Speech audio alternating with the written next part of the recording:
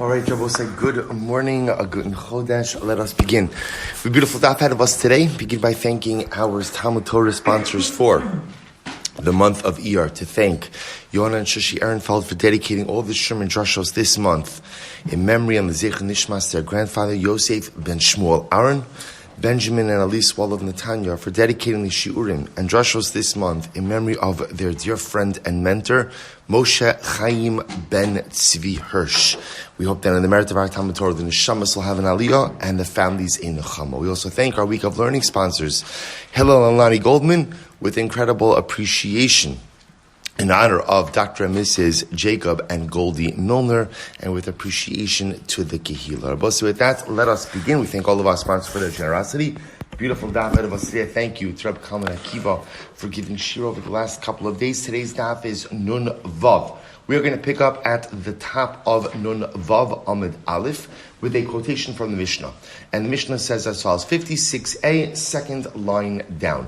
Echad ha'ma'ara ve'echad ha'gomer kana. So the Mishnah explained that halacha l'maisa, remember again, this ramification of this statement will really have two parts.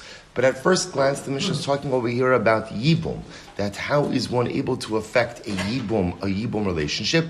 So ma'ara and gomer. Gomer means a complete act of biyah.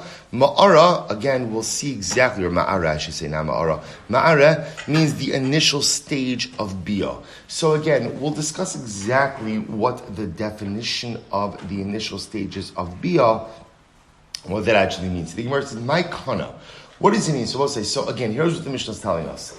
Obviously, if a person engages in a complete act of biyah, that affects yibum. But even if a person doesn't engage in a full act of biyah, but we'll call even the initial stages of biyah, we'll call it, that's how we'll define it for now, an initial stage of biyah, so it affects yibum. But when we say affects yibum, halacha l'maisa, what does that mean? So my kana, Rav Amar kana lakal.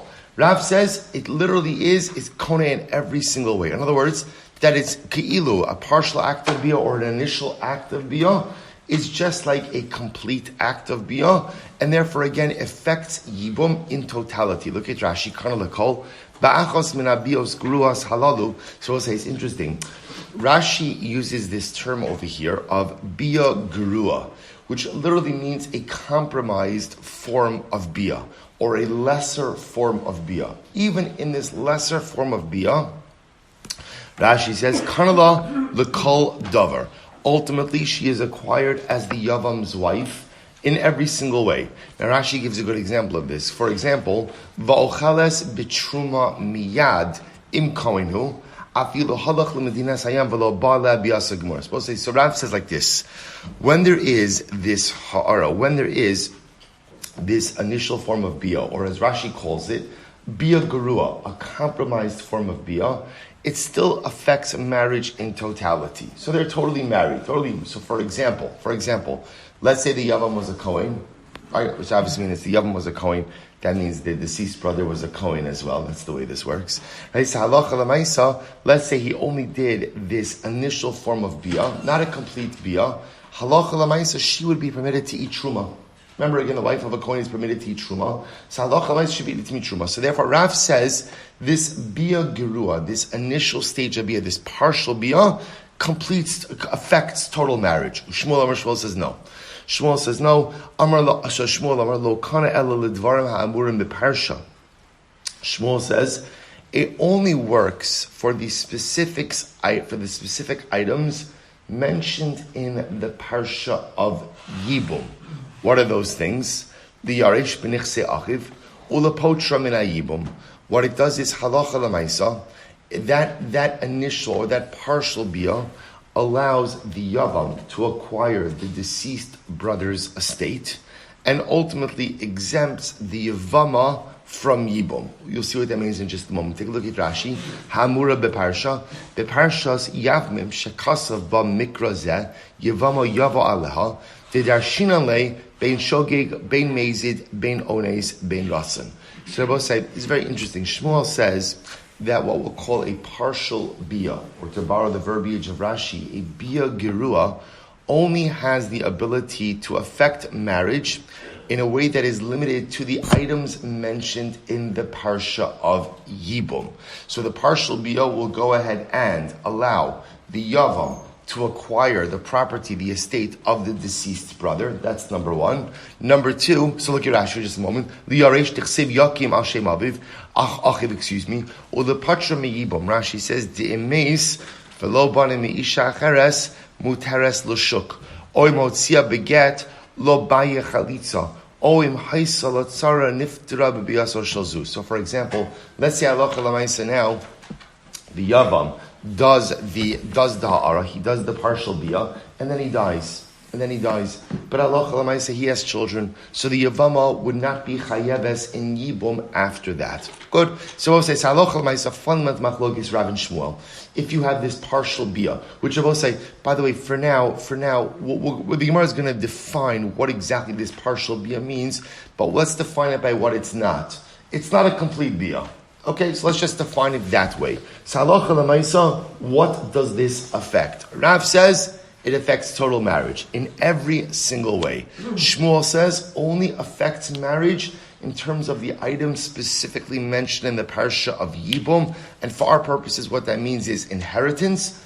Living brother, right, surviving brother inherits the deceased brother, and ultimately, again, they're married to the point that halacha l'maisa, if the yavam were to now die, and let's say the yavam has children, she would not be the widow, who's now the widow twice over, would not be chayaves in any kind of yibum or chalitza. Okay, so the Gemara says, well, let's analyze. Says the Gemara, I'm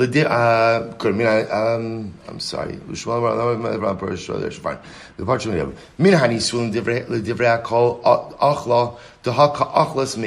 supposed to listen to this. So the Gemara says as follows. So if we're talking about a situation where she was widowed from Nisuin, suppose let's just take a step back for just a moment. Reuven was married to Rachel, right? Reuven is a Kohen. So Reuven passes away without children, leaves behind his wife Rachel to his brother Shimon for Yibum purposes. So halacha l'maisa, if Rachel is widowed from Nisuin, everyone agrees that when Shimon even does this partial bia, that she's permitted to go ahead and eat truma. Why is that? Because halacha l'maisa, she was already eating it while she was married. So kipligi, where is the machlokes Rav and Shmuel? Mina erusin. So I'll say this is fascinating. Let's say Reuven, only did erusin with Rachel, and then he died. So Rabbi say, now watch this. Look at Rashi for just a moment. Rashi says, Min hanisuin, right across in Rashi. So heichad the nafla, the fun of Min hanisuin, shekvar haiso chales bime achiv ukishemes batal kinyano, paska milachol, decholi amalo pligi dekanya la hach bio gerua lachila. See Rabbi say, if Rachel was widowed from Nisuin, now I will say just again, Hilchos Truma, when a woman marries a Kohen, she was only permitted to eat Truma from Nisuin and on. She is not permitted to go ahead and eat Truma from Erusin. So the Gemara says, so if halacha l'maisa, she was married in Nisuin to Reuven, and now Reuven passed away, so everyone agrees, that halacha l'maisa, even with this ha'ara, even with this initial partial bia, she'd be permitted to eat truma. Why? Because since she was already eating truma beforehand, all you need is a bia gerua, even a compromised bia, to allow her to go ahead and resume eating truma. Where is the machlokes? Keep ligi mina erusin. They will say, watch this. Let's say she was widowed from erusin. So Reuven passed away during erusin, right? He did erusin. Now remember again, a woman can't eat truma as a result of erusin. So Reuven passed away during erusin, widowing her. Now Shimon comes along and performs this partial bia. So does that partial bia allow her to eat truma or not? Rav Amar Ochales to Rabbi Rachmana bias shogei kemezid. So Rav says yes, because Rav says in general, Abosai, in order to affect Yibum, what kind of bia do you need? Any kind of bia. Right? The truth is, again, we saw this in the Mishnah. right? Even an imperfect bia, so to speak. In other words, even a flaw bia, even a partial bia, is enough to go ahead and affect yibum. You don't need a complete act of bia. So therefore, Rav will say that even this initial bia is going to be enough to allow her to eat truma. So the Gemara says, Shmuel says, no. Ki Rabbi Rachmana lo ukme b'makom baal la lumi b'baal lo. So this is very interesting. Shmuel says, listen, at most, what we'll call it a compromised bia or an initial bia will allow the yavam to be is like the husband. It will never allow him to be stronger than the husband. So we'll say, so this is actually very interesting. Shmuel will say, remember again, if all there is going to be is this compromised form of bia, or in this case, you shouldn't really call it compromise, because ha'ara just means an initial bia, but not a complete act, then halacha l'maisa, Shmuel will say, that only allows the yavam to at most be on par with the deceased husband, not stronger. Now, in this case over here, the deceased husband only affected erusin. In erusin, truma consumption is not permitted. So therefore, Shmuel posits that if all there is an initial act of bia, not a complete act of bia, at most, that makes the yavam as strong, that makes Shimon as strong as Ruvain. Ruvain did not enable his wife to eat truma because all they had was erusin. At the end of the day, therefore, Shmuel posits that therefore the initial bia of the yavam should not allow her to eat truma either. To which the Gemara says, "Va'az the Shmuel tamei." Shmuel goes according to his reasoning. Why is that? Says the Gemara. Va'az the Shmuel tamei. Damar Rav Nachman Amar Shmuel. Kol shabal ma'achil yavam ma'achil. V'chol she'ina ba ma'achil yavam eno ma'achil. Because Shmuel says the halacha l'maisa essentially, whatever the husband entitled his wife to, ultimately the yavam entitles his wife to. But whatever the husband did not entitle his wife to, the yavam also doesn't entitle his wife to. So halacha l'maisa, Shmuel will say the yavam could be no stronger than the baal nabosai. Now to be clear, just to understand, obviously, once there is a bia gimura, right? Once there is a complete bia, and now she's married to the yavam, of course, she is permitted to go ahead and consume truma. That's not the shaila. The shaila is in this stage where the yavam has not completed a full act of bia. So Shmuel says, in that scenario, he can be no stronger than the initial husband. And since Reuven only affected erusin, and in erusin, Rachel was unable to eat truma. Therefore, in the absence of a bia gemura, at most Shimon could match the husband, and therefore Rachel still won't be able to go and eat truma. Obviously, once Shimon affects a bia gemura, then halacha l'maisa, she'll be permitted to go ahead. Rachel will be permitted to eat truma. So both of that's analyzed. Fundamental machlokes. So Meis let's say is a kasha. Basi. So both say very interesting case here. Bas Yisrael pikachas, shenis arsa lekoin pikeach. Here we go. We'll say, so no yibum right now. So actually, there will be yibum in just a moment, but right now, Bas Yisrael pikachas. So we'll say, let's call her Rachel. Rachel becomes betrothed to Ruvain. Now in this case, Ruvain is a Kohen.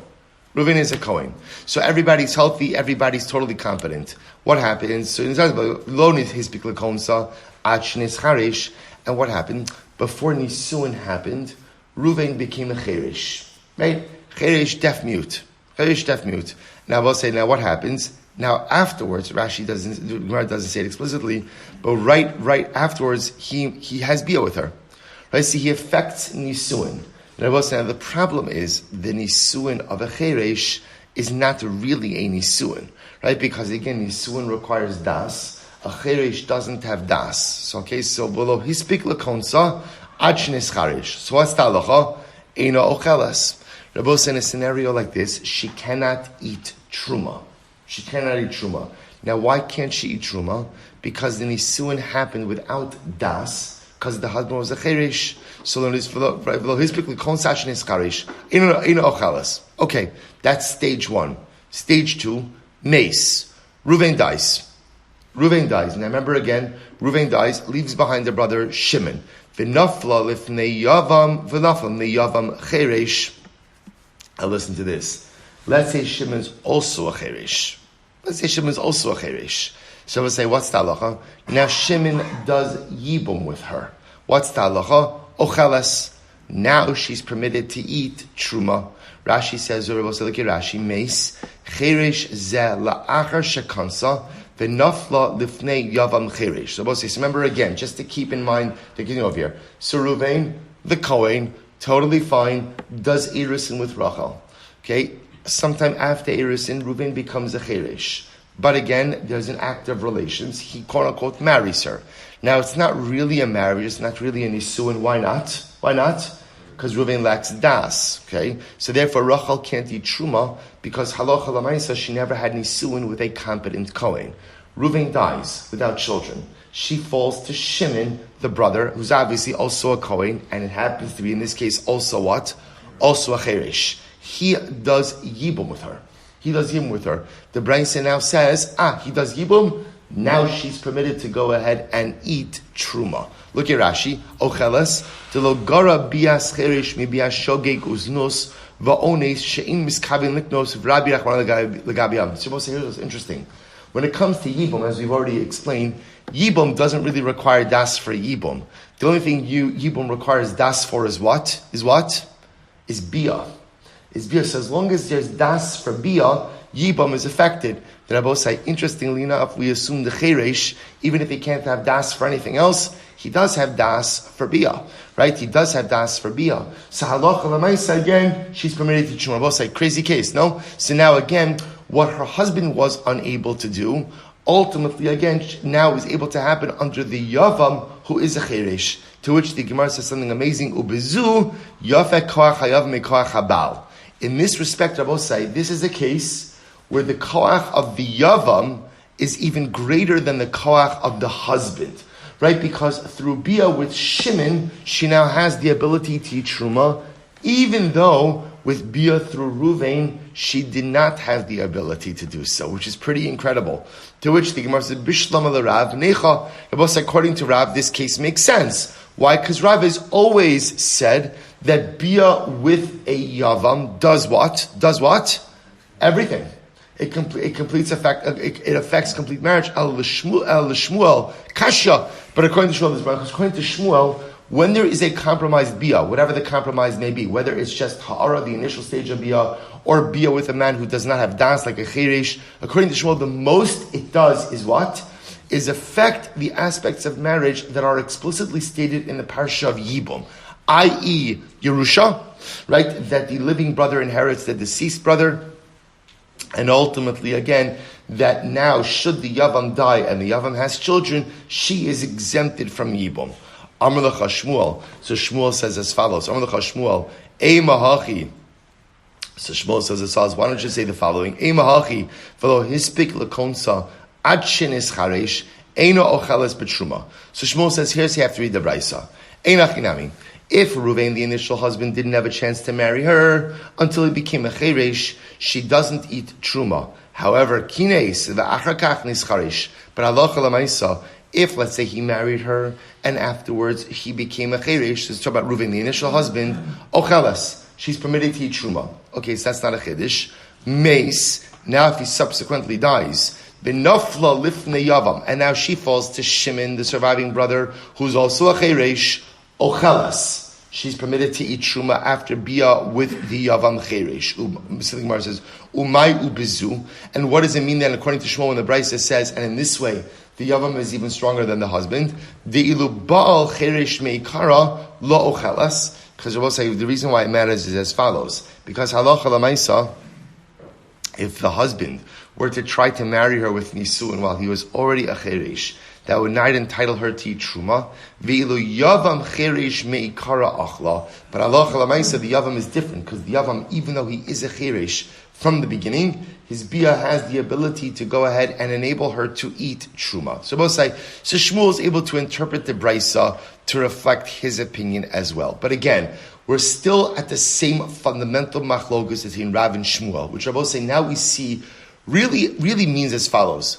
What happens when the Yavam affects Yibam with a compromised bia? And I both say compromised bia could manifest itself in a variety of different ways.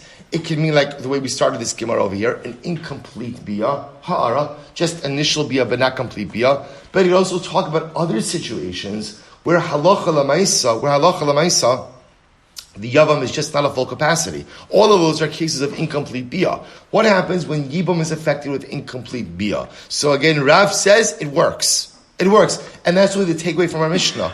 It works. It works. Shmuel says it works partially. And it works partially to affect those things that are spelled out explicitly in the parish of Yibum, but for other things it does not. The Machlokes continues. Vika Damri, others explain, Mina Eris in Divrei Kol Lo Achla. Silber say alternate version is that halacha l'maisa. If we're talking about a situation, where, again, we'll say back to the case we were talking about, where Rachel is marrying Ruvain the Kohen, right? And now what happens? And Ruvain now becomes Ruvain becomes a cherish, right? A deaf mute. So in the alternate version now, if he becomes a deaf mute after Erisin, and therefore was really unable to fully affect Nisuin, Divrei Akal Lo Ochla, Daha Lo Ochla B'chaye Baal. So we'll say in that case, if Reuven were to now die, and Shimon's also a cheresh, right? And Shimon does a partial biyah, that halacha l'maisa, that won't work, because since she was, in other words, won't work, in other words, she won't be able to eat truma, because just like she wasn't able to eat truma when her husband Reuven was alive, so too she wasn't able to go ahead and eat, so too she won't be able to eat truma under the yavam. So where's the machlokes? Ki pligi, minani sun. We'll say someone's wallet is on the floor, right over there, I don't know whose it is. Ki pligi, ultimately, again, where's the machlokes? Minhani suin. Ultimately, again, we'll say, where does the machlokes come up? The machlokes comes up from nisuin. We'll say, let's say she was widowed from nisuin. So watch this. So we'll say, so again, the case over here is Rav married her, so not Rav married her, right? According to Rav, so Ruvain married Rachel, Kohen, and he was totally fine. Totally fine. Now we'll say, what happens? So now he dies. Now she falls before the yavam. So the Gemara says, let's say again in this case, the yavam is a cheresh, right? Or for that matter, again, the yavam did a partial biyah. So Rav says, Rav Amar Ocheles, Taha Havas Achla Meikara. So Rav says, Halacha Lamaisa, she's able to eat truma. We'll say, even with a partial biyah. Why is she able to eat truma even with a partial biyah? We'll say, because she was already eating truma under her previous husband. So the yavam has the ability to restore that which was. Shmuel says, no. Eino Ocheles. She can't eat. Why? Ki Rabbi Rachmana bias shogeg kemezid lidvarim ha'amurim beparsha avalachom mili lo. Because we'll say Shmuel has his position. Shmuel says a bias shogeg. We'll say bias shogeg just means an incomplete biyah. When do we say that an incomplete biyah in any form of incompletion works? That's what the items explicitly mentioned in the parsha of Yibum. But for things not mentioned in the parsha of Yibum, only a complete biyah affects marriage. So we'll say, herein lies the fundamental machlokes. We'll say, this is actually even a more explicit way to frame the machlokes. Reuven is married to Rachel. Reuven is a Kohen. Reuven was fine. I mean, he was fine until he died, right? He was fine. But I'm saying, like, he wasn't a cheresh, he wasn't anything, he was fine. So therefore, they had Erisin, they had Nisuin. Rachel was enjoying a life of eating truma. Reuven dies. She falls to Yibum to Shimon. Shimon does what we'll call a partial biyah. So we'll say, so now the shaila is, what's the shaila? Can Rachel eat truma now being married to Shimon? Rav says yes. Because what do we see by biyah? What do we see by Yibum? By Yibum, we'll say any level of biyah affects Yibum. Right? Any level of biyah. And furthermore, Rav says, remember, all you're doing by enabling her to eat truma is what? Restoring her to what she had under her first husband. We'll say, what is Yibum all about? Yibum is essentially replicating the first marriage. It's an extension of the first marriage. Shmuel says, no. Shmuel says a partial biyah will work, but a partial biyah only works to establish or to allow those things which are explicitly mentioned in the parsha of Yibum. But anything else, partial biyah will not work for. So it says the Gemara, Rav Nachman Amar Shmuel, Kol Shabal Ma'achil Yavam Ma'achil. Rav Nachman said the name of Shmuel that anything, essentially, we'll say any rights that the husband gives to the wife, a Yavam gives those same rights. So if the husband enabled her to eat truma The Yavam also enables her to eat truma. Ema kol bia shabal ma'achil ba yavam ma'achil ba. The kol bia she'in habal ma'achil ba in yavam ma'achil ba. Now I'll say it a little bit differently. Any time that a bia would allow a woman to eat something in the context of a normative marriage, it would enable her to do so in yibum as well. So we'll say in a normal marriage, you need a complete bia in order for a woman to eat truma. So too by yibum you're going to require it as well. So basically, Maris the kasha bas yisrael pikachas shinis arsala koin pikeach. So we'll say here we go. Regular, right? A healthy woman, right? Rachel, totally normal, marries Ruvain, totally normal, and he's a Kohen.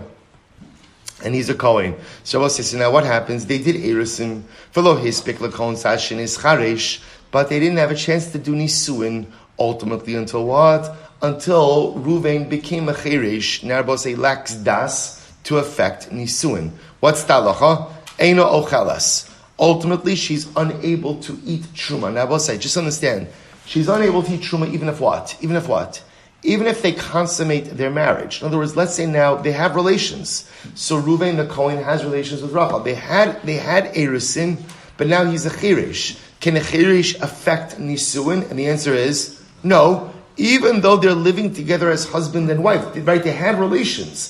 Halacha l'maisa, Rachel can't eat truma. Now what happens? Mace. Now Ruvain dies. V'nafla lifnei yavam Chirish. She falls before Shimon, now who's a Kohen obviously, but who's also a Cheresh. What's the halacha? Says the Gemara, Ochelas. Incredible. Now she falls before Shimon. She has relations with Shimon. Now, so Shimon did Yibum. Now halacha l'maisa, she's permitted to eat truma. Wow. Ubezu yafa koach yava mikoach bal. Rabbi say in this respect, halacha l'maisa. The yavam is even stronger than the husband. So I'll say, because remember again, Bia with Ruvain when he was a Cheresh was unable to affect Nisuin and unable to enable her to, and unable to allow her to eat Truma. Yet Bia with Shimon, her yavam, who is a Cheresh, allows her to eat Truma. So in this respect, Bia with the yavam is even stronger than Bia with her husband. To which the Gemara says, "Bishlam of the Rav mitaris kiditaris meikara." So according to Rav, this makes sense, right? Because Rav says that halacha lamaisa, a compromised bia has the ability to affect ibum. That's what we've been saying this entire time. Look at that just a moment. Mitaris kidimartzina meikara, almost right across in Rashi. Aliba de Shmuel. Sorry. Bishlam of the Rav. I'm sorry. Afagav damastis in prichalei diktani achla afagav lo achla meikara.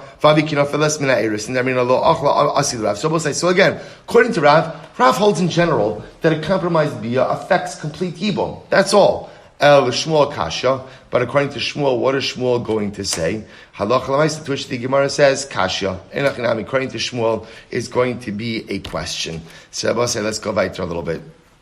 So we're still left with this fundamental machlokes Rav and Shmuel. And I'll say the fundamental machlokes is, when you have a situation of a compromised bia or an incomplete bia, what does that bia do lagabe yibum? According to Rav, it fully works. And I will say, just so you understand, what's Rav's logic for saying? In this case, you must remember how this conversation started. Conversation started by an initial bia. I will say again, what is an initial bia? We know what it's not. What isn't an initial bia? What isn't it? It's not a complete bia. Okay, right? So that's for definitional purposes right now. That's how we're going to determine. So Rav says, look, by Yibam, we see that even, I will call it an imperfect bia works. Right? Even if they don't have kavana, even if it happens against someone's will. We've seen all of these cases. So even a partial bia is going to work as well, and it affects complete marriage. Shmuel says, no. It works, but it only works limited to those things that Allah are explicitly stated in the parsha of Yibum itself. So this is the fundamental machlokes, and Abosai, the test case really became about truma. That really became the test case in all this. Let's go a little bit weiter. Tan Rabbanon, Abosai, we're not finished with this. Tan Rabbanon, so the Gemara said, so Abosai, let me just tell you. So first of all, the way we paskin, the Rabban paskins, is like Rav. That a compromised bia, right, a partial bia, has the ability to go ahead and affect complete relations, right? Has the ability to affect complete relations. So I will say, halacha l'maisa, So this is incredibly important. That even a partial bia has the ability, we're going to define what partial bia means, has the ability to affect a complete yibum. A complete yibum. So says the Gemara, so again, we'll see the manifestations of that in just a little bit. So TORAH Abanon, Bas Yisrael Pikach, Shenis Arsa Lekoin Pikeach, so Halacha Lamaisa, a Bas Yisrael, a normal, healthy Bas Yisrael, who had Eris into a coin who was normal and healthy. Below his Piklakon Sachin is Charesh, that was the case we had before. And what happens? Halacha Lamaisa, he did not have a chance to go ahead and affect Nisuin until he became a Cheresh. So what's the halacha? Ino Chalas. Ultimately, she's not allowed to eat Truma because they never had Nisuin, complete Nisuin. No Lod Laben. Now we'll say, watch this case. Now let's say they have a child. Because remember, again, the case in question over here is, although they only had Erisin, they never was able to affect the halachic Nisuin. They're living together as husband and wife. So she becomes pregnant and now has a child. What's the halacha? Ochalas. Listen to this. As a result of her son, her child, she's permitted to eat truma. Look at Rashi. Nolad laben ochalas b'shvil b'nak yidichsiv v'yilid beiso heim yochlu belachmo. So Rabbi say this is incredible. Even though this woman is not technically married in Nisuin to a Kohen, because she has a child with a Kohen, the child enables her to eat truma. Okay? Meis haben, let's say chas v'shalom, the child dies, what happens now? Rabbi Nassan Omer Ochalas, Rabbi Nassan says she could continue to eat. V'cham say Eino Ochalas, she's not permitted to continue to eat. So it says the Gemara, my time with Rabbi Nassan, what's Rabbi Nassan's logic? Amar Rabba, Hoil, Shekvar Achla. Rabbi Nassan's logic is like this, Rabbi say. Essentially, once you start eating truma, you have a license to continue. So once halacha l'maisa, she was permitted to go ahead and start eating truma, ultimately we allow her to continue even though now her son has passed away. Amar le Abaye says, 1 second. Elame ata, Bas Yisrael sheni says l'koin umis le teichol, shekvar achla.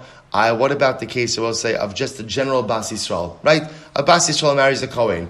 So right now her husband dies. So Rabbi say, if she's no longer married to a Kohen, she's not allowed to eat Truma. But Rabbi Nassan, if you're right, so why don't you say, well, once you start eating, you don't have to stop. Elakevan demis le, paka le kidusha semine.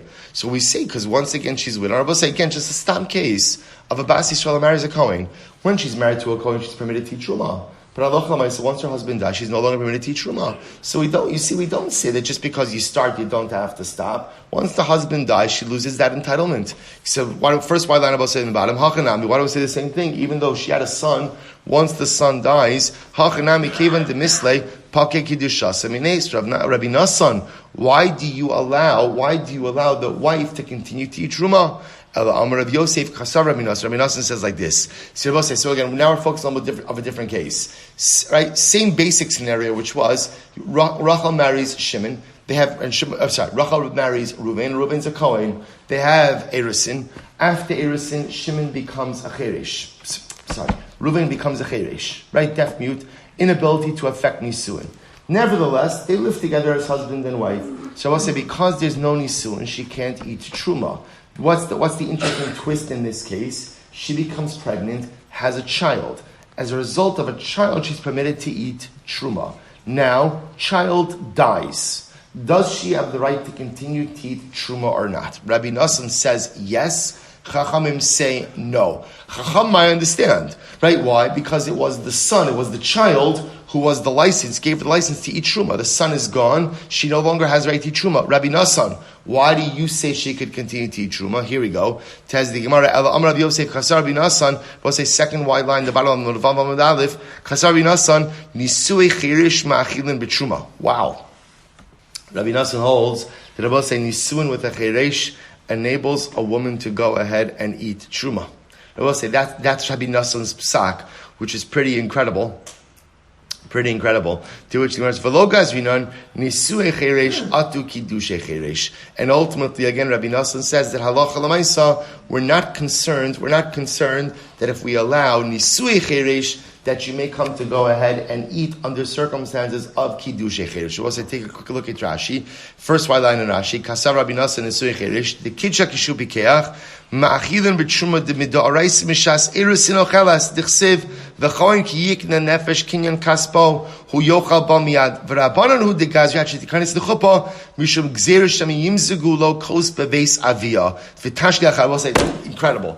We'll say, Midda Oraisa, this is really fascinating. Midda Oraisa, really a woman who marries a Kohen, should be permitted to eat Truma immediately after Kiddushin. Kiddushin! Why don't we allow women to eat Truma after Kiddushin? Because what are we concerned about? We're concerned about the following. In Kiddushin, they're not living together.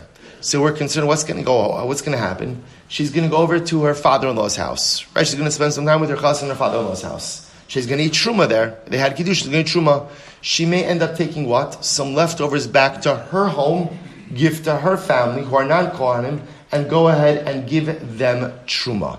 Therefore, Chazal said in order to avoid that, we say that a woman after Kiddushin can't eat Truma until Nisu, until she's living in her husband's home.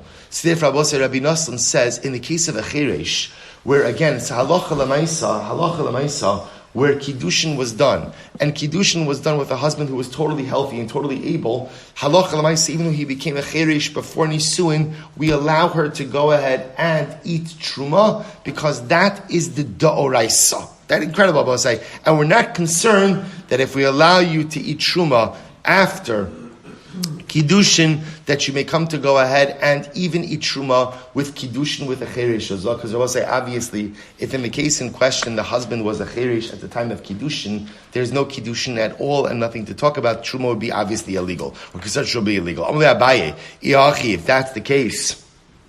If that's the case, no log ben lamali. Why do you even need the case of where she had a son?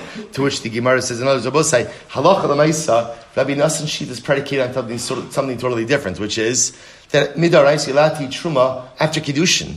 So in a case where the husband became a cheresh, Rabbi Nassan essentially allows her to eat truma because halacha l'maisa she's not living with this man. Why do you even have to bring in the case of a son? To which the Gemara says mishum rabbanon. That was for the Rabbanon, because we'll say the Rabbanon don't allow you to go ahead and eat Truma after Kiddushin. So why doesn't Rabbi Nassan go ahead and argue with them in the initial case? Rabbi Nassan allows the Rabbanon to finish up their argument, and then he argues on them.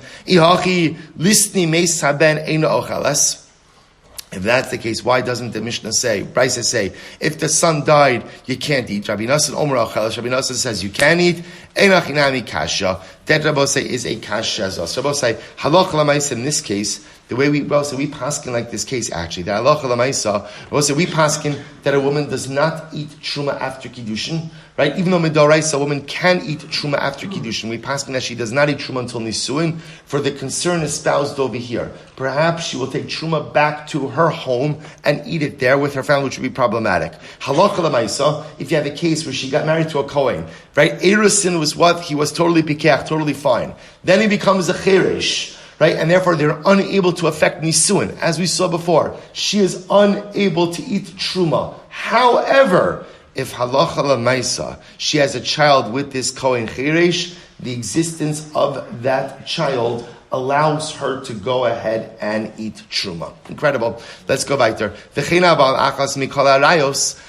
Mishnah said the same way that initial bia works for Yibam, it works for other arayos as well. Amar Rav Amram, Hamilson Amar Rav Sheshes. Rav Sheshes said the following statement to us: Va'ajrin Amadeis, Va'ajrin la'aynu Nisan, and he enlightened us from the Mishnah. What did he say? Here we go. Eish is, we'll say, fascinating halacha. Eish is Yisrael shenensa. So we'll say, listen to this. If a wife of a Yisrael, so a woman, right? Rachel is married to Ruvain, and they're regular Yisraelim, and Rachel, unfortunately, again, is violated.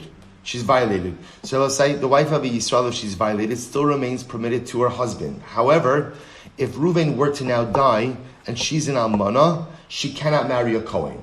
Why can't she marry a Kohen?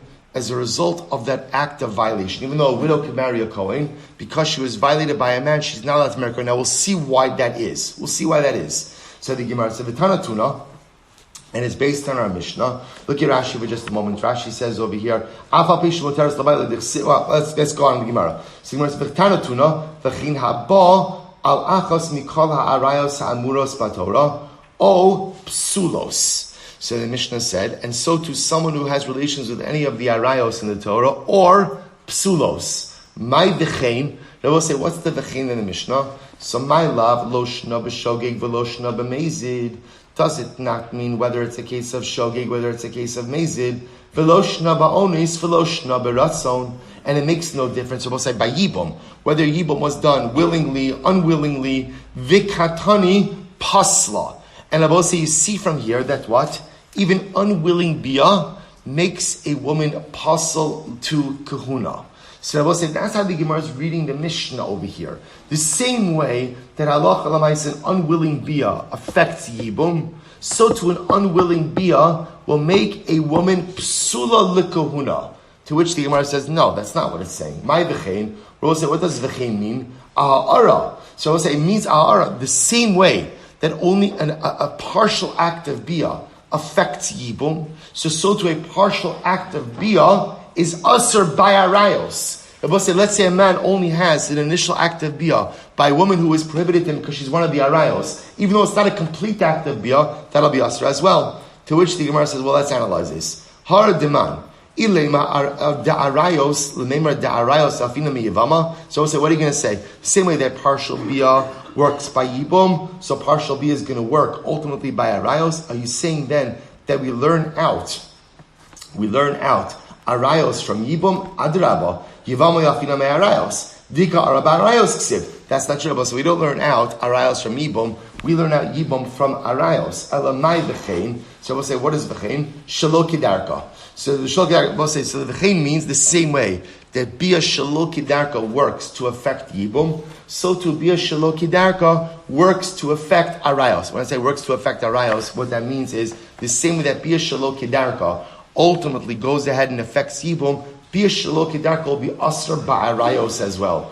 Adarabba. Shabbos said the Gemara is just the opposite. In other words, ikar mishkavei shabarayos ksiv. Shabbos said the fact that biyah shelo kidarka is biyah is learned out from arayos, not from yibum. So elamai b'chein ashelo kidarka dechai be'lavin. Rather, I will say the v'chein must be what? That even biyah shelo kidarka by relationships that are even prohibited by a lav will still be aser. In other words, also, let's say, for example, a Kohen has biyah shelo kidarka with a grusha. So that's a lav. That's a lav. You might have thought, I guess the Havamina is that perhaps you would have thought biyah shelo kidarka is not biyah by chavi lavin.